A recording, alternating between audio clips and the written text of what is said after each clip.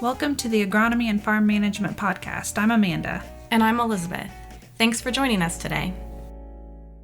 All right, today we are talking about a fun topic, Battle for the Belt. Hopefully you all have seen some information on this come out, but if you haven't, we've got some details for you here today. So to help us uncover what Battle for the Belt is, we've got Drs. Lindsey and Osler Ortez with us to share how they're duking it out in the field over the next few years. So, Laura, would you like to introduce yourself? Sure. I'm Laura Lindsey. I'm the soybean and small grain agronomist in horticulture and crop science. And Osler? I am Osler Ortez, a corn extension agronomist in emerging crops with horticulture and crop science at Ohio State. So the Battle of the Belt sounds very exciting. Could you guys dive into what exactly you're fighting over? Well, we're fighting over a wrestling belt. But really, the battle for the belt is the battle for the corn versus soybean belt. So which crop should be planted first? And for soybean, we know early planting is important, but for corn, we also know early planting is important. So which one should you plant first? That's an interesting question, and a lot of factors I think are going to play into the results that you guys see. How is the contest being conducted? How are you going to decide who the winner is? We have 3 locations that we are looking into 5 different planting dates, going all the way from very early, potentially late March, early April, then going more into mid to late April, early May as the ideal recommended time frame, and then going past that time frame into late May, early June, or late June. So in total, we are targeting 5 planting dates for the 2 crops, almost side by side. And within those, we are also implementing a few management adjustments for soybeans and a few management adjustments for corn. And the idea is to have this replicated in 3 locations within the Ohio State University research farms, Northwest, Western, and Worcester, starting in 2023. So this is our first year. Things are getting planned, and we look forward to results as well. So what are the outputs that you're looking for then to identify who's the winner? Is it based on yield and who has the highest yield at each of these planting dates, or overall yield, say a farm situation where you're kind of looking at what the best outcome would be for a farmer, economics? What are you guys looking at? I think the answer is yes. So, corn and soybean yield differently. So we're going to have to look at a percentage basis. So we're going to look at the planting date where soybean yield is the highest, and then look at percentage reduction for the various planting dates. And the same for corn. So we'll have to do this on a percentage basis. But basically, we can really answer multiple questions. Which one should be planted first? So which one had the highest percentage yield first?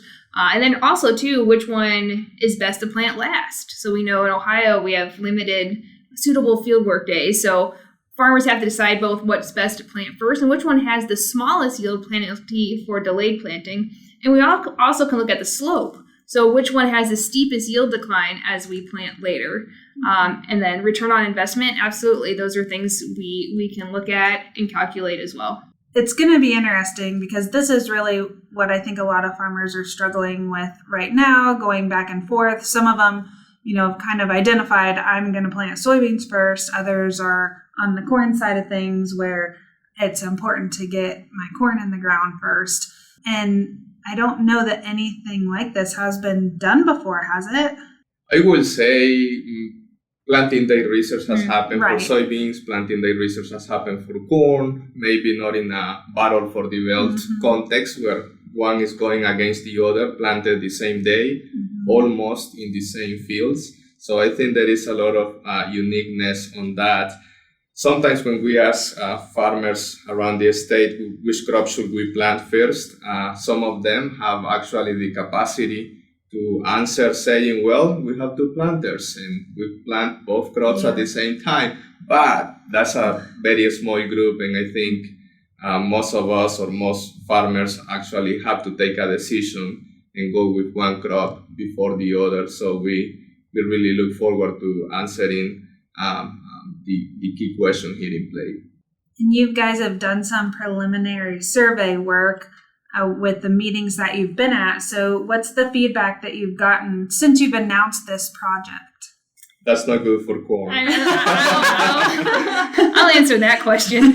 So far, after all of our polling at extension meetings, hundreds of people really voting corn or team soybean. Team soybean won this winter. So every extension meeting, soybean has won, except for one. There was one extension meeting where corn won, and that was in Deschler, Ohio. And I found out later that is nicknamed the Corn City. So we did lose the Corn City, but other than that, it's been soybean has been the preference so far. I think that makes sense when we think about it, because I know when I've kind of talked to farmers, because this is a fun topic that everyone wants to chat about after you introduce it at the meeting, when we think about making that decision, we're really biased toward giving corn our best planting days and giving soybeans maybe not the greatest planting day, because we know that they are more resilient. So are you collecting any other data to maybe characterize the quality of the planting day to see if that has an effect? Yes, we're gonna collect a lot of data. We have a graduate student working on this project, visiting scholars, quite a few people. So we'll have weather stations at all the locations. We'll probably try to get soil moisture, temperature at planting. We want to just visually be in the field a lot because we might see diseases, insects, slugs. So we plan to be in the fields a lot and just take notes on what we see. And that'll help us, form future research questions too. Is it if we have a low population or yield penalty? Is it disease? Is it the slugs? We don't really know. So we're going to take really good detailed notes to hopefully lead future efforts. A few other things that we have discussed as part of the project, besides yields and economics, pest and disease, there can be implications when we are planting in a wet period versus a drier period, cold versus warmer. So there will be certainly good opportunities to work with our colleagues, Department of Entomology, Plant Pathology, and look at some of those interactions, even with science, lower populations, lower seeding rates planted at different time frames that might have relevant implications into what weeds or what problems do we have out there in the field. In terms of the economics, we have some ideas already with working with Eric Ricker. We had a risk management proposal that was submitted, and we are getting some support from that, North Central Risk Management. So there will be good opportunities there. We have been in conversation also with Ohio Corn and Wheat, Ohio Soybean Council, and we are all excited about the project, so we look forward to what we can learn. Determining who gets the belt is who comes out on top with earliest planting date? Is that kind of what we're going for here? That's what we're going for. Yeah. But I mean, in all honesty, we're going to need 2 years of research, right? Every year is different. So the belt may not be awarded the end of this year. We might have to wait to 2 full years and see how the two crops compare. So another way to look at it is, so the main question is which crop should be planted first. That means which crop is more resilient, which crop can take suboptimal conditions and still do well in a yield perspective and economics and the other factors. But I think that also as we move towards, let's say, May versus April, in May, if soybeans had the priority to be planted in April, once we are in May, that situation might actually change. And we might be considering actually in May, corn takes over the priority for planting and then put soybeans last after May. So we have talked a little bit about that, looking at 2 questions: which crop should we plant first, and then which crop has the smallest yield penalty if planted late meaning June. Yeah, I mean, it kind of goes back to what Elizabeth said, where we tend to think soybeans are a little more resilient, and I think some of the research we'll talk about a little bit with you. Whoever comes out on top is going to be interesting to see if it kind of goes with that soybean thing because they're more resilient, or is the economics there maybe to back up corn getting in the ground? I don't know. It's exciting. And it'll probably depend on location. Yeah. Because our 3 locations are very different across the state. Northwest Ohio is very different than Clark County, which is very different than Worcester. So there might be a different winter at the locations. We don't know yet.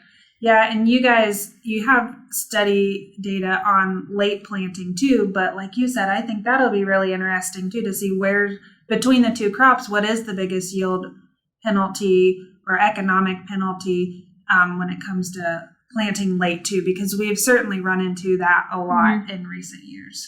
So that'll be really valuable information as well. Absolutely. And something else besides the planting dates that we are looking at for the 2 crops, we are also implementing some management adjustments for crop specific. In the case of soybeans, in the trial, we are looking into 4 different seeding rates as a strategy to hopefully mitigate some of those potential losses due to planting late. In the case of corn, we have 4 different relative maturities that we will be evaluating from very early to early, medium, and late or longer full season. So, there will be very interesting interactions that we will be looking at. So it's great that we are going to have a grad student and to help us pile through all of this. So if any of our listeners are feeling really excited about this challenge and they want to test something similar on their farm and see, because you said, you think it might be very location specific. If they want to see how it works on their farm, do you have recommendations for how they could do a battle of the belt? Yeah, absolutely. I mean, I've done some planting date studies on farm. It's harder on farm because just getting the planter out multiple times is a pain. So when we've done this on farm with soybean planting date, we just have farmers pick 2 planting dates just to simplify it. So maybe something just a little bit earlier and then maybe a more normal time. I don't think, I wouldn't recommend a farmer going out and testing it as early as we are because that could be pretty risky. Yeah, I mean, on-farm testing is great. So if a farmer wanted to do it, I guess give us a call because I'd like to go out and see it. We actually have 2 or 3 versions of the protocol for this study. It went from simple to intermediate to complex. So right now we are sitting on the complex version, and that's what we are trying to execute in the university farms. We have more flexibility. We can take more risk, research purposes. But yeah, we will be happy to share some of the simplified initial versions of this protocol, and anyone could evaluate if that's something that they want to try and give it a look. If you're curious what this belt looks like, because there is an actual belt, we put it out there on social media. There's a really great video of you 2 to introduce the project. So check that out for sure. And they drag it around to extension meetings too. So if you happen to be at one of those meetings and want to see it in person, it's pretty cool. Yep, and make sure you follow the core newsletter. So all of our videos will be doing updates as we start planting. We'll do weekly update videos, and those will all go through the core newsletter and the Ag Crop Team YouTube channel. So follow along with those, and you'll see the belt and you'll see the videos all summer. Laura, let's switch gears a little bit quickly. Where this episode's coming out here at the end of March, and some people are thinking about planting soybeans pretty early. You've done a little bit of work with that, mostly looking at cover crop interactions. So what are some results you found there and some advice you have for farmers thinking about getting in the field? Yeah, so we just wrapped up a 2-year, 2 location studies. We have 4 different environments where we've looked at 3 different planting dates and 3 different cover crop treatments. So for planting date, I call it ultra early, which is the end of March, first week of April, and then just early, which is the end of April, and then normal.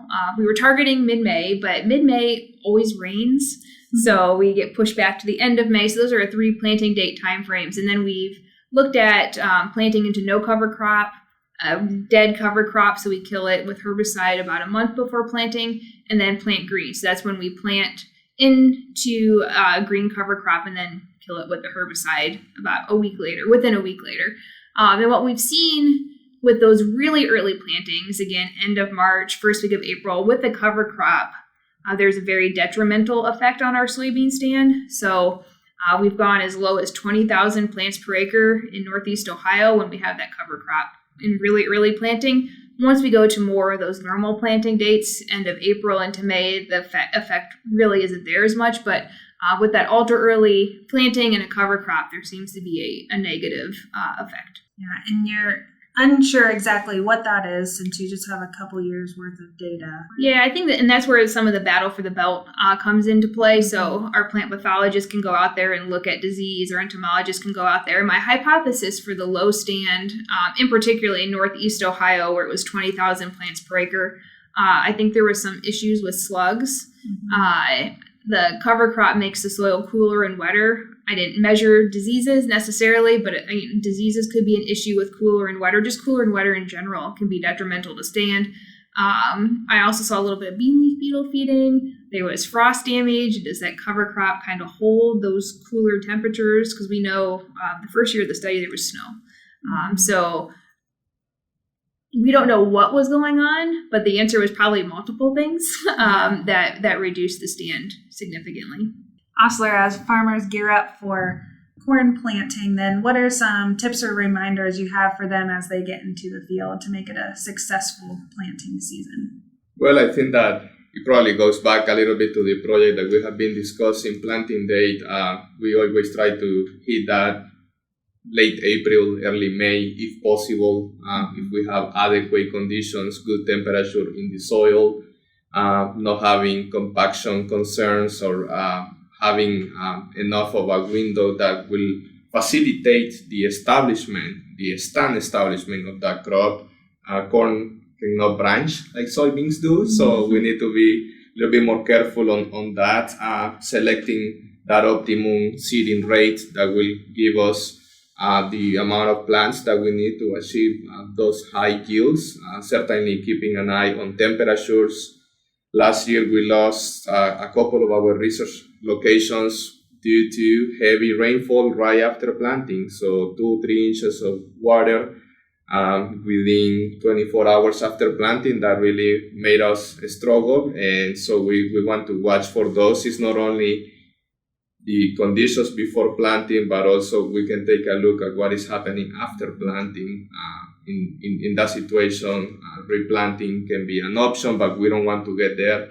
Ideally, we want to have a successful crop establishment in that first week of May so that we maximize our corn yields. Awesome. As we wrap up, do you guys want to share your social media accounts, how farmers can follow you this growing season? Yeah, so my Twitter is @StepUpSoy, but again, everything will be through the Ohio State Corn newsletter and YouTube as well, in addition to Twitter. My Twitter handle is, if I remember properly, @Ortez Corn Crops. So you can connect via Twitter, but also email, phone call, and all our updates for the project will be coming through the OSU Corn newsletter. Great. Thank you guys for joining us today. Yeah, thank you. Sure, thank you. Thanks for listening to the Agronomy and Farm Management Podcast. Join us again in 2 weeks for our next episode. Hey, podcast listeners.